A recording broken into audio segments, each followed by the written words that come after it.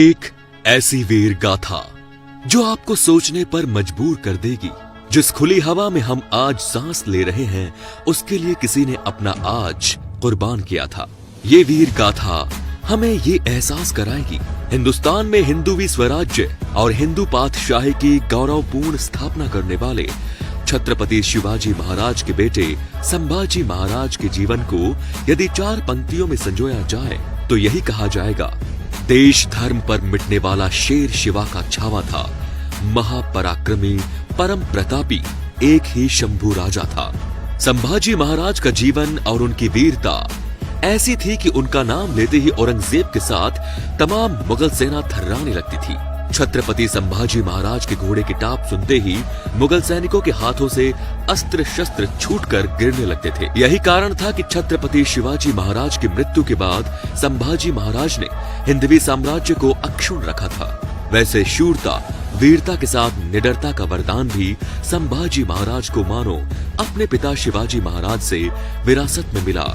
राजपूत वीर राजा जयसिंह के कहने पर उन पर भरोसा रखते हुए जब छत्रपति शिवाजी महाराज औरंगजेब से मिलने आगरा पहुंचे तो दूर दृष्टि रखते हुए वे अपने पुत्र संभाजी महाराज को भी अपने साथ लेकर पहुंचे थे। कपट के चलते औरंगजेब ने शिवाजी को कैद कर लिया था और दोनों पिता पुत्र को तय खाने में बंद कर दिया। फिर भी शिवाजी ने कूटनीति के चलते औरंगजेब से अपनी रिहाई करवा दी। उस समय संभाजी महाराज अपने पिता के साथ रिहाई के साक्षी बन गए। संभाजी महाराज का औरंगजेब के छल कपट की नीति से बचपन में जो वास्ता पड़ा, दुर्भाग्यवश वो जीवन के अंत तक बना रहा और यही इतिहास बन गया। छत्रपति शिवाजी की रक्षा नीति के अनुसार उनके राज्य का किला जीतने की लड़ाई लड़ने के लिए मुगलों को कम से कम 1 वर्ष तक अवश्य जूझना पड़ा। औरंगजेब तो जानता था कि इस हिसाब से सभी किले जीतने के लिए 360 वर्ष लग जाएंगे। शिवाजी के बाद संभाजी महाराज की वीरता भी औरंगजेब के लिए अचरता का कारण बनी रही। उन्होंने अपने पिता की जुझारू और दूरदर्शी रक्षा नीति को 4 चांद लगाने का कार्य उस समय कर दिखाया कि जब उनका रामसेज का किला औरंगजेब को लगातार 5 वर्षों तक टक्कर देता रहा। इसके अलावा संभाजी महाराज ने औरंगजेब के कब्जे वाले औरंगाबाद से लेकर विदर्भ तक सभी सूबों से लगान वसूलने की शुरुआत कर दी। औरंगजेब इस कद्र बौखला गया कि जिससे वो संभाजी महाराज से मुकाबला करने के लिए वो स्वयं दक्खन पहुंच गया। उसने संभाजी महाराज से मुकाबला करने के लिए अपने पुत्र शहजादे आजम को तय किया। आजम ने कोल्हापुर संवाद में संभाजी महाराज के खिलाफ मोर्चा खोला। उनकी तरफ से आजम का मुकाबला करने के लिए सेनापति हमीवी राव मोहिते को भेजा गया। उन्होंने आजम की सेना को बुरी तरह से परास्त कर दिया। आखिर में औरंगजेब को स्वीकार करना पड़ा कि मराठों पर विजय पाना तो दूर, उन्हें परास्त करने के लिए प्रभावी नीति ही चुनौती है। युद्ध में हार का मुंह देखने पर औरंगजेब इतना हताश हो गया कि 12,000 घुड़सवारों से अपने साम्राज्य की रक्षा करने का दावा उसे खारिज करना पड़ा। संभाजी महाराज पर नियंत्रण के लिए उसने 3 लाख घुड़सवार और 4 लाख पैदल सैनिकों की फौज लगा दी। लेकिन वीर मराठों के साहस और गोरिल्ला युद्ध के कारण मुगल सेना हर बार विफल होती रही। औरंगजेब के मन में व्याप्त भी का अंदाजा इसी बात से लगाया जा सकता है कि जब बीजापुर के कुछ चुनिंदा मौलवी औरंगजेब के पास इस्लाम और मजहबी पैगाम के आधार पर सुलह करने पहुंचे तो उसने स्पष्ट कह दिया कि वो कुरान के आधार पर बीजापुर के आदिल शाह से कभी भी सुलह कर सकता है। लेकिन उसकी सबसे बड़ी चिंता दक्खन में संभाजी महाराज है, जिनका वर्चस्व लगातार बढ़ता ही जा रहा है। औरंगजेब ने बार बार पराजय के बाद भी संभाजी महाराज से युद्ध जारी रखा। इसी दौरान कोंकण संभाग के समेश्वर के निकट संभाजी महाराज के 400 सैनिकों को मुरकर बखान के 3000 सैनिकों ने घेर लिया और उनके बीच भीषण युद्ध छिड़ गया। इस युद्ध के बाद राजधानी रायगढ़ में जाने के इरादे से संभाजी महाराज अपने जाबाज सैनिकों को लेकर बड़ी संख्या में मुगल सेना पर टूट पड़े। मुगल सेना द्वारा घेरे जाने पर संभाजी महाराज ने बड़ी वीरता के साथ उनका घेरा तोड़कर निकलने में सफल रहे, जिसके बाद उन्होंने रायगढ़ जाने के बजाय निकट इलाके में ठहरने का निर्णय लिया। मुकरब खान इसी सोच में था कि संभाजी महाराज इस बार भी उनकी पकड़ से निकलकर रायगढ़ पहुंचने में सफल हो गए। लेकिन इसी दौरान एक बहुत बड़ी गड़बड़ हो गई कि एक मुखबिर ने मुगलों को सूचित कर दिया कि संभाजी महाराज रायगढ़ के बजाय एक हवेली में ठहरे हुए हैं। ये बात आग की तरह औरंगजेब और उसके पुत्रों के पास पहुंच गई कि संभाजी महाराज एक हवेली में ठहरे हुए हैं। जो कार्य औरंगजेब और उसके शक्तिशाली सेना नहीं कर सकी, वो कार्य एक मुखबिर ने कर दिया। इसके बाद भारी संख्या में सैनिकों के साथ मुगल सेना ने हवेली की ओर कूच कर उसे चारों तरफ से घेर लिया। संभाजी महाराज को हिरासत में ले लिया गया।